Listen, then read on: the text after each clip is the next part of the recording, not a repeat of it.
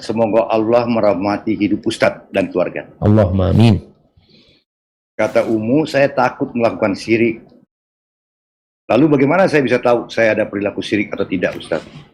Khawatir ada syirik yang tidak disadari. Adakah doa terhindar dari syirik? Iya jemaah, kalau bicara bagaimana kita tahu yang kita lakukan syirik ya. Syirik ini kan bermacam-macam.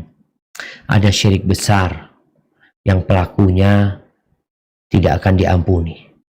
Yang pelakunya akan kekal dalam neraka selama-lamanya. Tapi ada syirik kecil. Seperti riya termasuk syirik kecil. Seperti orang yang menjadikan sesuatu yang bukan sebab dalam agama, dia jadikan sebab perantara, itu termasuk syirik kecil. Bersumpah dengan selain nama Allah termasuk syirik kecil. Jadi ada perkara-perkara yang termasuk syirik besar dan ada perkara-perkara yang masuk syirik kecil. Gimana kita mengetahui mana yang syirik besar, mana yang syirik kecil, mana yang perbuatan syirik dan mana yang tidak? Belajar. Maka kita perlu belajar agama kita. Kalau urusan ilmu dunia aja kita belajar 6 tahun SD, 3 tahun SMP, 3 tahun SMA, kuliah 4 tahun. Itu untuk kehidupan dunia. Kenapa untuk kehidupan akhirat? Sebuah perjalanan yang menentukan kita kekal di neraka atau kita kekal di surga. Kenapa kita nggak mau belajar?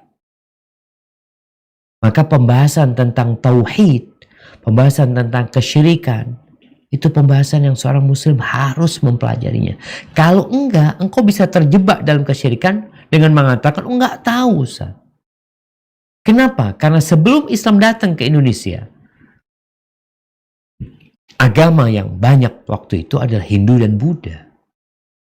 Animisme juga. Mereka memiliki tradisi-tradisi yang mengandung kesyirikan. Karena memang agama mereka dasarnya kesyirikan. Sehingga kita yang hidup di bumi Indonesia ini perlu berhati-hati. Apakah yang dilakukan ini syirik atau tidak? Pernah contoh nih, orang baru masuk Islam di masa Nabi SAW. Mereka masih pakai jimat. Masih ada sahabat yang pakai jimat waktu itu.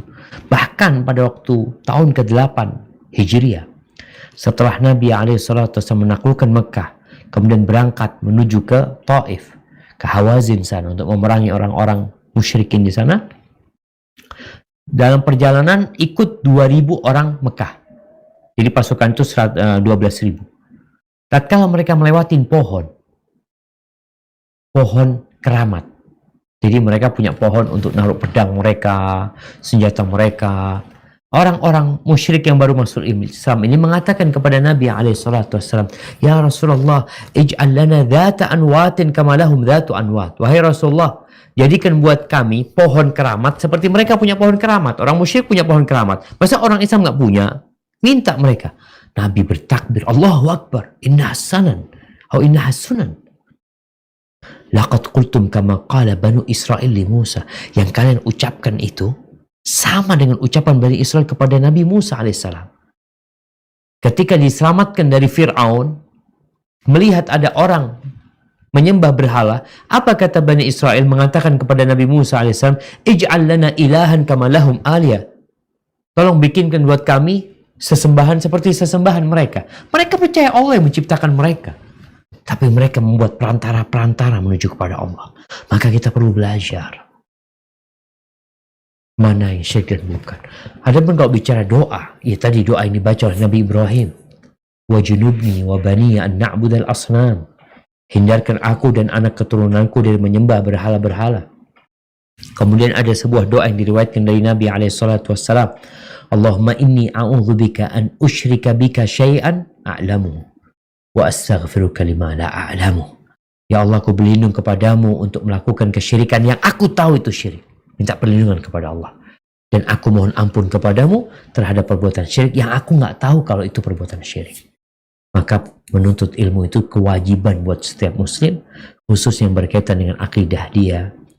Hadza wallahu a'lam bissawab.